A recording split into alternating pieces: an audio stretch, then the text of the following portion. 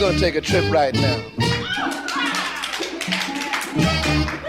Like we always do about this time. This is a journey into sound. Break it down. I'm Kyle Long, and you're listening to Cultural Manifesto. On this week's show, my guest is the Indianapolis-based saxophonist, composer, educator, and bandleader, Rob Dixon, one of the most prominent voices in the Midwest jazz scene. Rob has a new album coming out this month titled Naptown Soul. The album pays tribute to the jazz legacy of Indianapolis and its connection to the development of soul jazz music. Calling the record Naptown Soul, I wanted to not only highlight myself and the other musicians, but highlight what the city has offered people, the legacy and the history.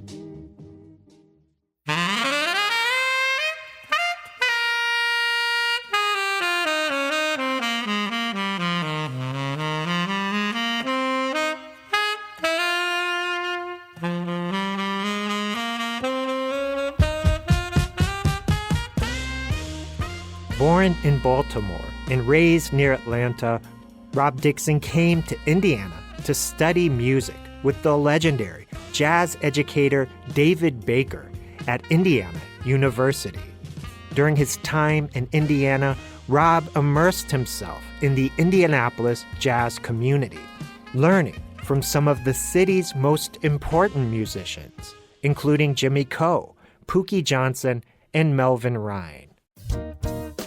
Rob went on to build an impressive career of his own, performing with the legendary saxophonist Illinois Jacquet and collaborating with artists including A Tribe Called Quest's Phife Dawg and Ali Shaheed Muhammad, Mike Clark of the Headhunters, and guitarist Charlie Hunter. But despite having opportunities to build a career in jazz centers like New York, Chicago, or Los Angeles, Rob chose to stay in Indianapolis, investing his creativity in the city and becoming an important mentor and advocate for its next generation of musicians. It's a role that's earned him a fitting nickname, the Mayor. Rob celebrates that legacy on Naptown Soul, an album that connects the musical traditions of Indianapolis to the sound of contemporary jazz. Featuring guitarist Dave Stryker, organist Sam Freibush, and Indianapolis drummer Richard Sleepy Floyd. The album revisits the soul jazz tradition while putting Rob's own voice in the present. The album's opening track, Sly Vibe, sets the tone.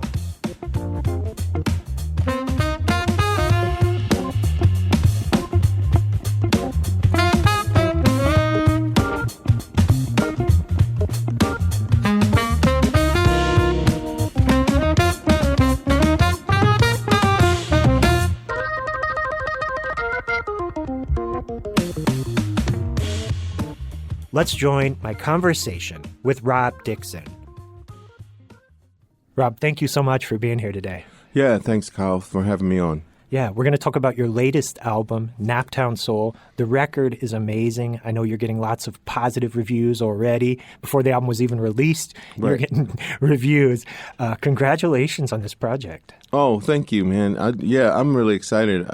There's a lot of buzz about it. And I haven't gotten this much positive response just right off the bat from any record that I've done. So I'm excited about that. You actually wrote the liner notes for me, and I think you're a big reason why I'm getting all this positive feedback from journalists, because there's a really good story to tell behind the record. So thank you for that. Sure, we're going to talk about that story, and if anything I did helped get it a little extra love, then I'm very happy to hear that.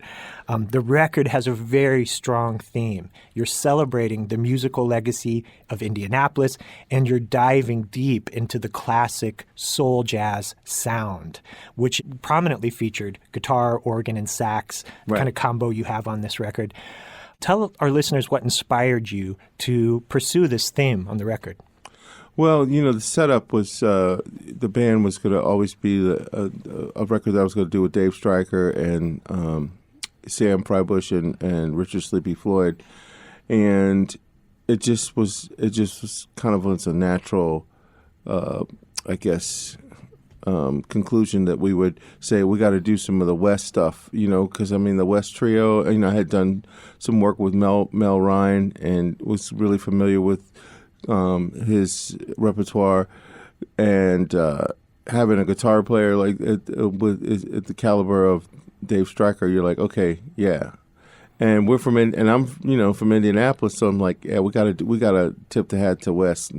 So we did Bumpin' on Sunset, which is kind of like real groovy, kind of funky, laid back groove, and we thought that would be perfect for the record. And also Naptown Blues, which is blues by Wes Montgomery. So we cover those two songs, and I think those were, they definitely set a vibe for the record.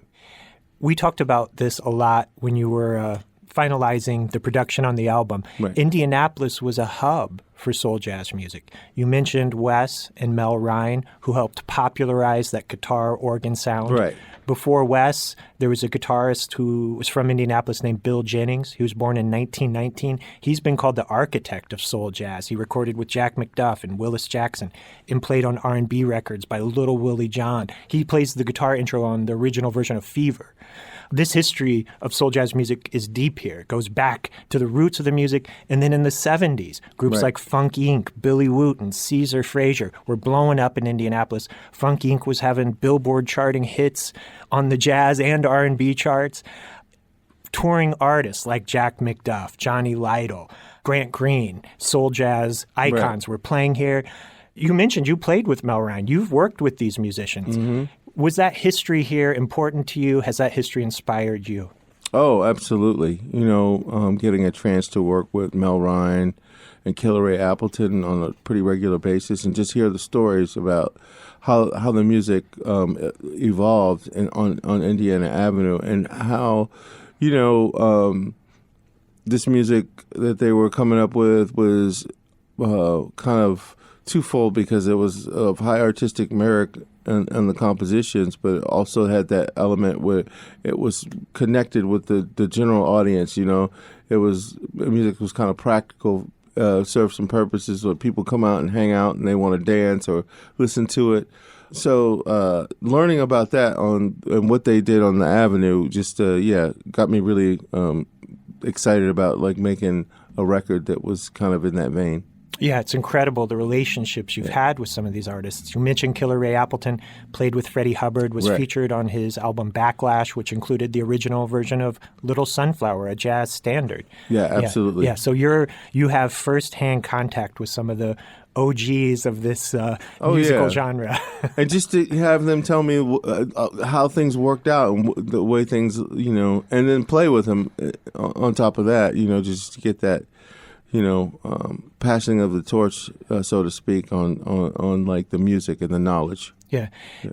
When you told me about the concept and title of this album, I was excited. It seems like a perfect fit for you and your music. But, our biggest music icons here are the jazz legends, Freddie Hubbard, J.J. Johnson, right, Wes Montgomery. And then we have Babyface, the R&B songwriting guru. Yeah. Guru of the world, right?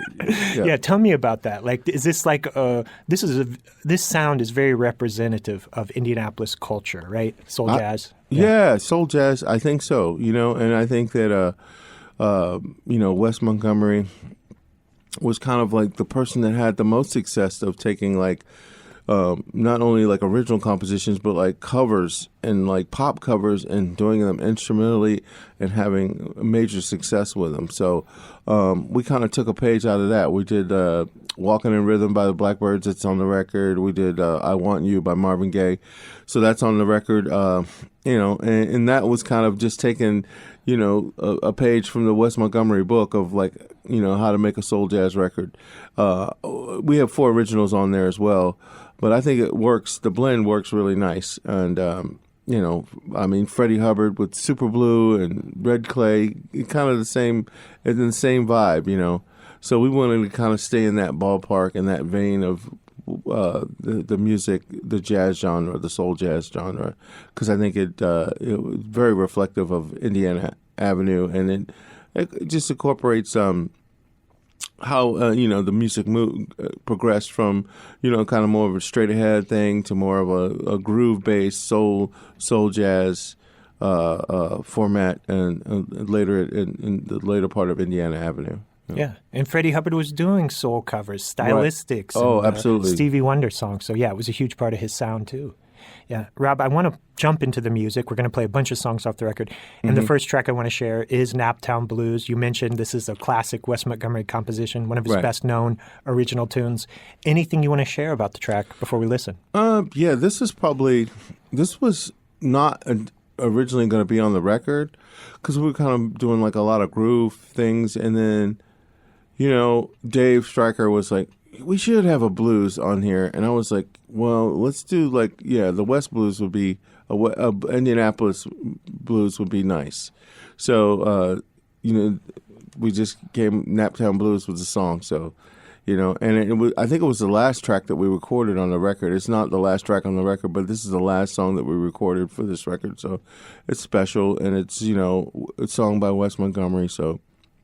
And I'm hoping the family gets some money because I paid the mechanical license for it. So somewhere that money will trickle down to his estate. But we're excited. I was excited about this. It's just kind of like a straight ahead blues. Yeah, it's a great version. We're going to hear it now off the album Naptown Soul. This is Rob Dixon with Naptown Blues.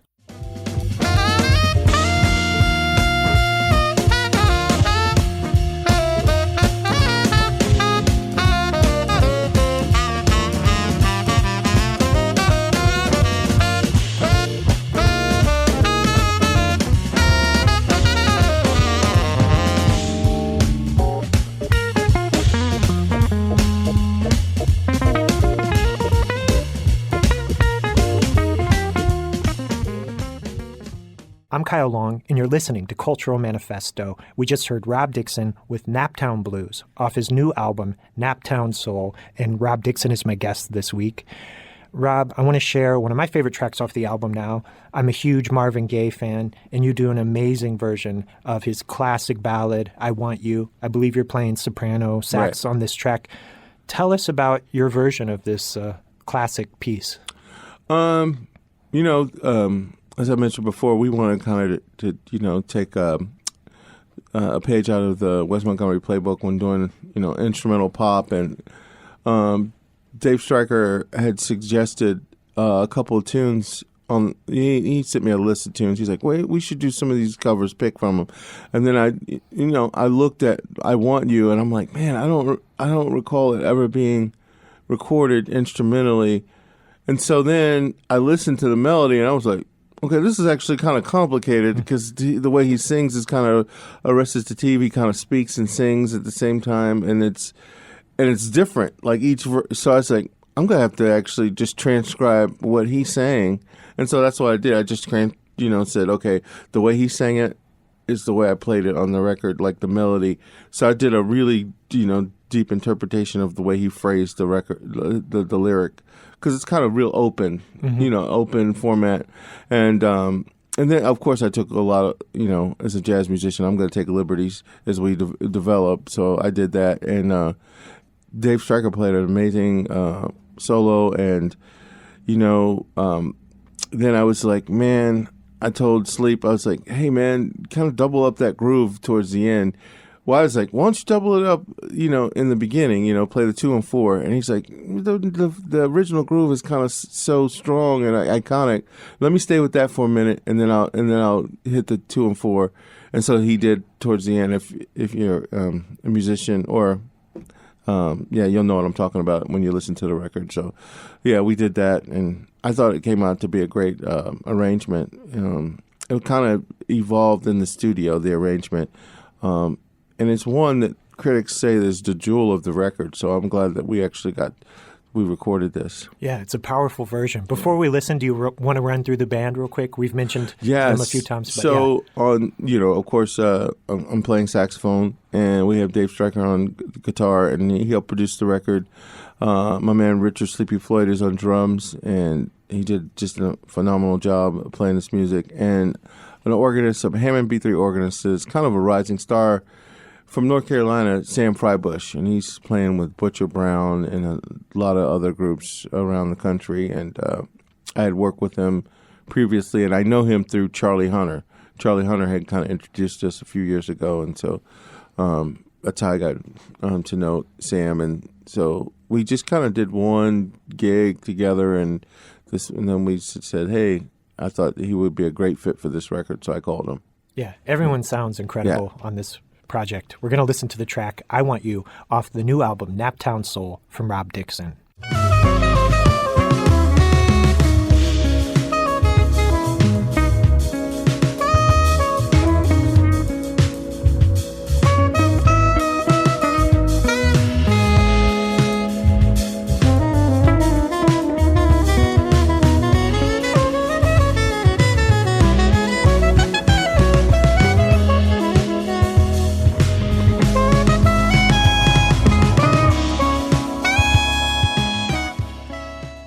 I'm Kyle Long, and you're listening to Cultural Manifesto. We just heard the saxophonist, composer, band leader, and educator Rob Dixon with Naptown Blues off his new album, Naptown Soul. And Rob, before we return to the music, I want to give you a chance to talk about the album release party, which is happening as part of Indie Jazz Fest at Opti Park in Broad Ripple. Anything you want to share about the release show? I know some of these musicians are going to be in town for the performance, right? Yeah, all of them. Matter of fact, so Dave Stryker's coming in from New York, and Sam hails from Greensboro, North Carolina, so he'll be here. And Sam will be playing with his group, Fonville Frybush, that day, but we'll do a set at the grand finale, the original band, and we're going to have a special guest, Jeff Coffin, join us for maybe half the set. And Jeff is, if you don't know, he's a saxophone player that was formerly Bela Fleck, and now he's playing with Dave Matthews Band, so he's touring around the country. And he was saying, hey, I'm going to actually be in Louisville like that weekend. I could drive up. And I'm like, hey, okay, let's just make it a party. And you jump in, and so we're excited about the set. We're going to feature a lot of the songs on the record, and I'll have vinyl there. I'll have CDs there for people that still own a CD player. You can buy a CD. I'll have vinyl for those who, have record players. So yeah, it'll be a hour and 15-minute set, but we'll be playing that weekend in other places too. So stay tuned for that. It'll be on the main stage of Jazz Fest, right? It'll be on one of the two stages. Gotcha. Yeah. So we have two stages out there at Opti Park, and then the one on the Clues Lawn on the other side of the Art Center. So I think it's on the one that's on the Clues Lawn, but it's a big stage. Yeah. You mentioned the album is going to get a vinyl release. Is this your first vinyl This release? is my first vinyl That's ever. Awesome. Yes. Yeah. And it's always been like kind of on the expense thing has always been like, I don't know if it's really, but it's a soul jazz record, and I was like, we're doing all these tunes that are from the 70s. We gotta do vinyl. So this is the perfect album to press on vinyl. Rob, the next track I want to share, I believe, is one of your original compositions, 4-1. Oh, right. Yeah, which you've recorded before, but this is an amazing version. Yes. This piece prominently features you on sax. Tell us about 4-1. Yeah, so 4-1 is a composition that I talk about harmonic reduction. And I kind of explained to the audience, like, if you ever take a class in theory, there's in classical theory, there's a part of the course called reduction, a Schenkerian reduction, where you'll take a Beethoven's Fifth Symphony or a Shostakovich symphony, and you'll just kind of like bracket and reduce the song to its harmonic essence. So you're like have these chords 6, 4, 5, 2. That's maybe a 6, and this is actually a 2, and then you create a bracket, and that's 6 and a 2. So we'll call that 2, and then so the strongest chord always wins. So you can boil it down to 2 or 3 chords. That 5-1 is the Beethoven symphony, or 6-5 is Shostakovich, symphony. And I thought if you boil down American music to the essence, the 1 chord and the 4 chord are usually, the ones that are present. Those are the most the present chords in the blues. So 4/1 is kind of like just my reduction of American music. Okay. That's what I tell people.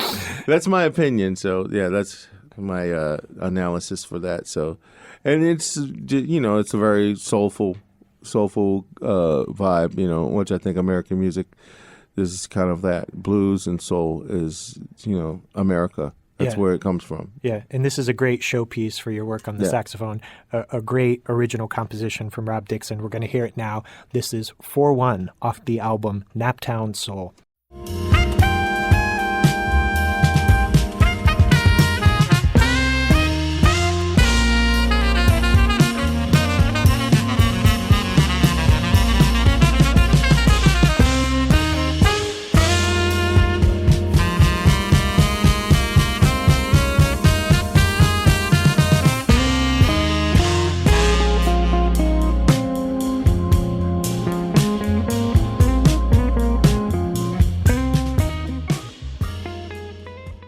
I'm Kyle Long, and you're listening to Cultural Manifesto. We just heard Rob Dixon with 4/1 off his new album, Naptown Soul.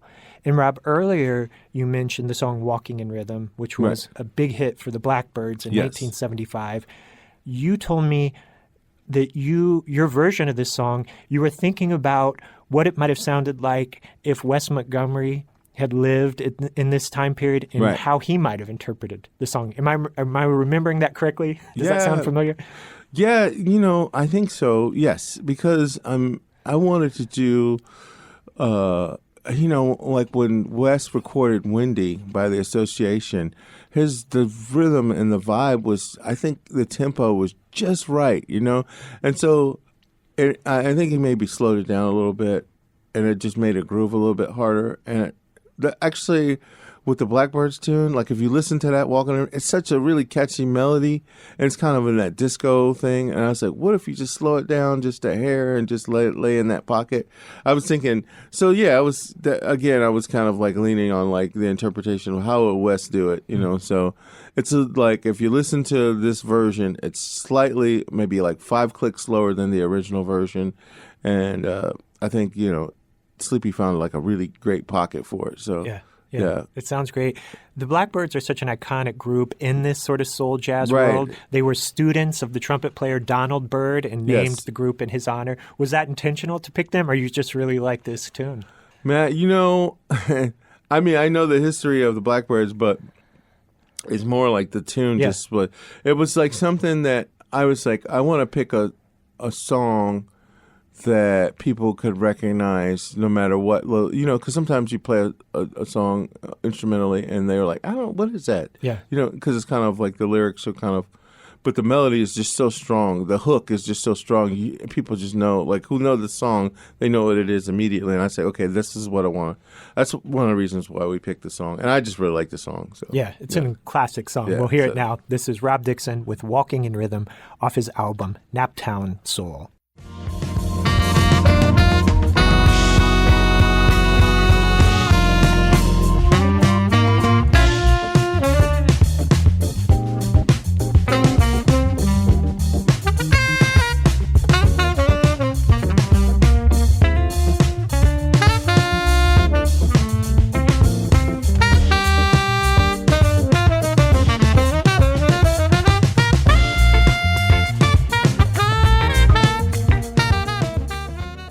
I'm Kyle Long, and you're listening to Cultural Manifesto. We just heard Rob Dixon with Walking in Rhythm off his new album, Naptown Soul.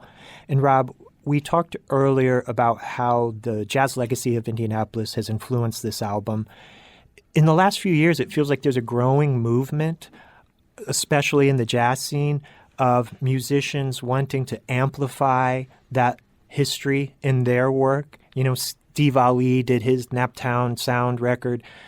Brandon Meeks has his Unsung Giants project, kind of paying tribute to some of the lesser-known jazz musicians from Indiana.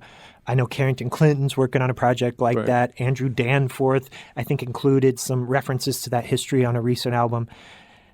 Am I right? Do you get a sense that there's a growing sort of movement here to really be intentional about recognizing that history? Or, how does that strike you? Yeah. And what motivated you to get so deeply involved in recognizing that history? Because you're involved in a lot of projects outside your own music to celebrate Indiana's music legacy. Oh, yeah, definitely. I agree. I think there are a lot of people that have been intentional about, kind of highlighting this legacy, the strong legacy, Indiana Avenue, the black community, the black music community here in Indianapolis. And I think that it's something that I feel like it's probably not been as recognized or hasn't gotten the due that's just due as far in the national conversation of music and like Detroit has, or other cities.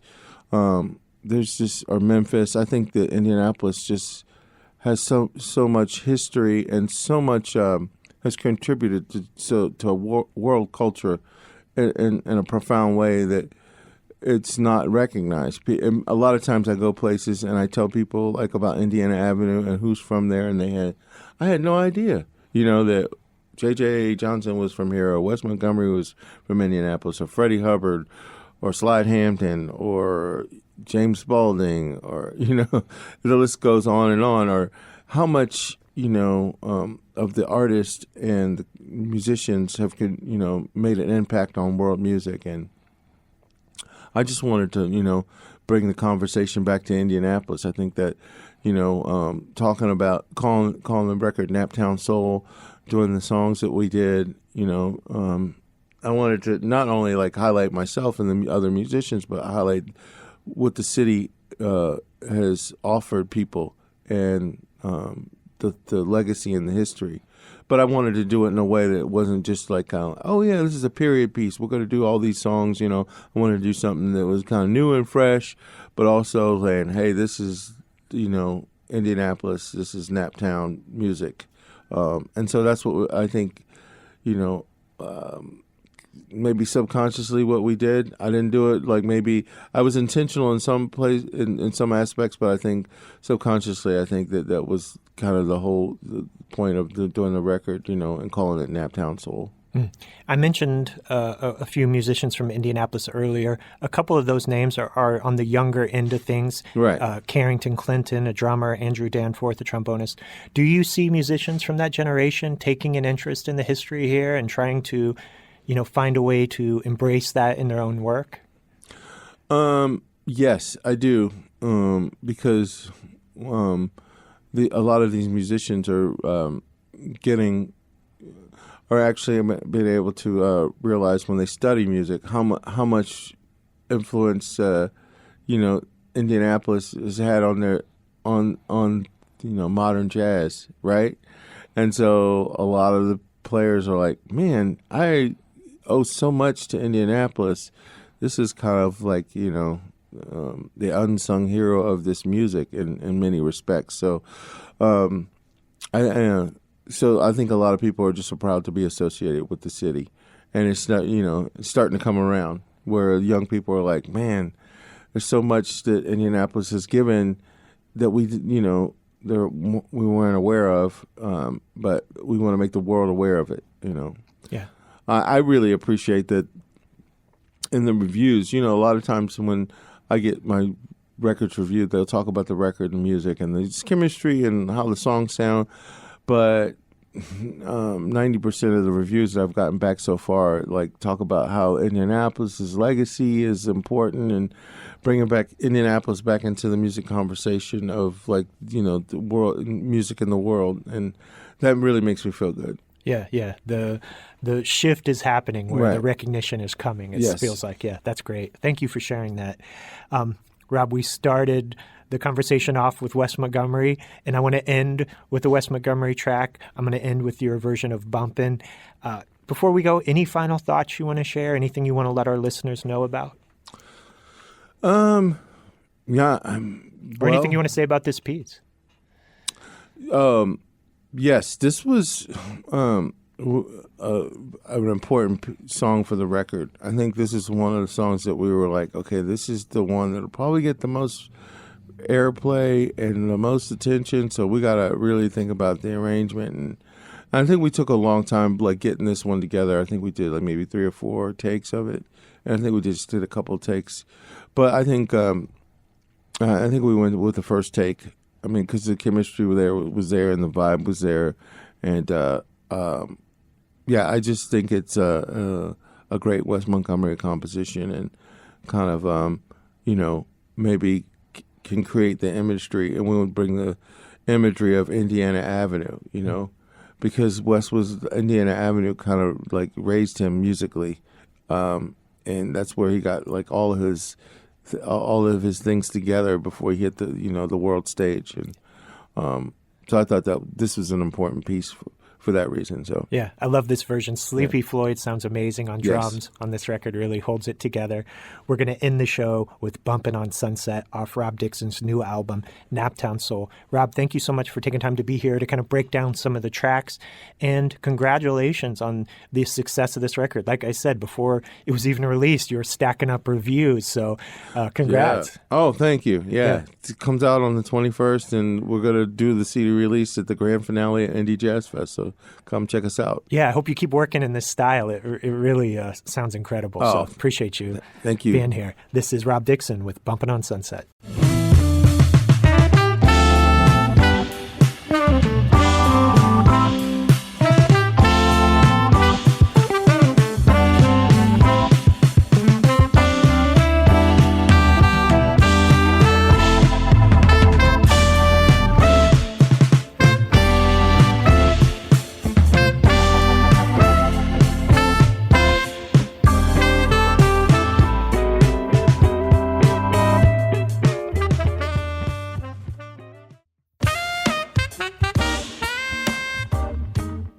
That was Rob Dixon with Bumpin' on Sunset off his new album, Naptown Soul.